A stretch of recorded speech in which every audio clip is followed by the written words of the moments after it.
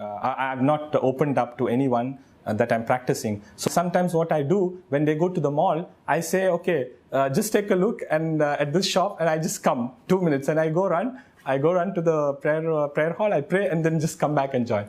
And many times they're asking, where do you keep disappearing sometimes? My name is Ashwin. I'm coming from India, and I'm 32 years old. I was born as a Hindu, in a Hindu family, in a traditional Hindu family.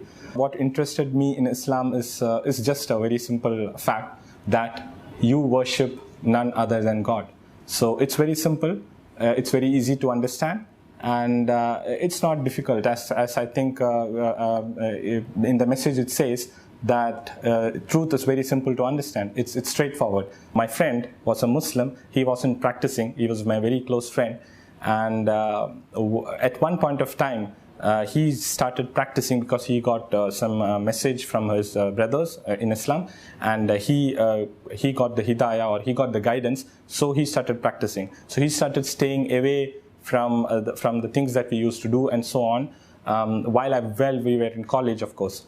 We tried to find out from him why you are doing so, and why you are missing this and this, or this and this enjoyment and so on. So this is how I started inquiring, and I got to know more from him. And I believe that if you have an open heart, you can easily comprehend the message. It's quite simple and straightforward. So this is when I probably became Muslim by heart, but by practice. Of course, the most important thing I would say or highlight is that I started praying. And when I became consistent in my prayer, this is when I would say that I started practicing, or I became a practicing Muslim. The biggest thing that I was concerned about was my family, it was my society, the surroundings, the way we are born and brought up, and so on. So this was my biggest concern. How do we face them? I mean, it's a big step, especially when it's a close-knit community. It's really a big step to face them and to address them.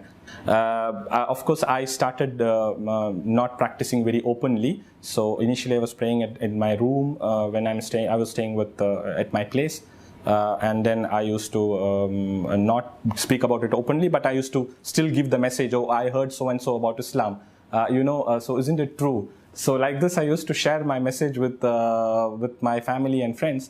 And this is how I started. And of course, then at some point it becomes open.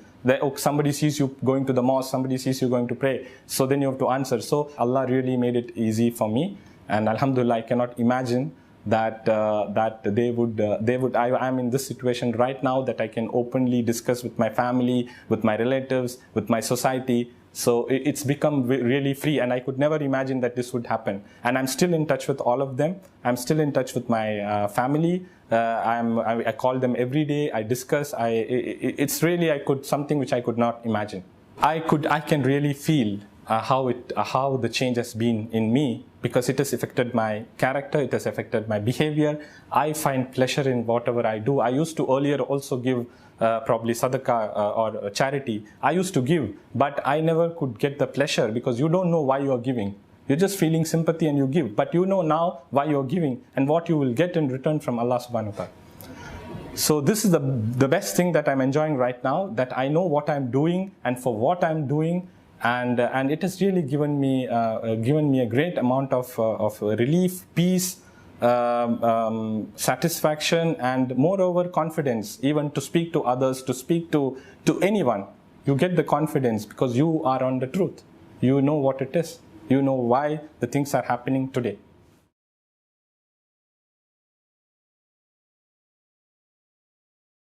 Just continue to believe, because you know this is the truth, and the practice comes soon or later on. It is just taking time. So what I would really say is that you make dua to Allah to make it easy for you. This is the first and foremost, and that you be consistent in prayer as much as you can. Of course, maybe at the start you can't pray as much, maybe because of the surroundings, your family, and so on.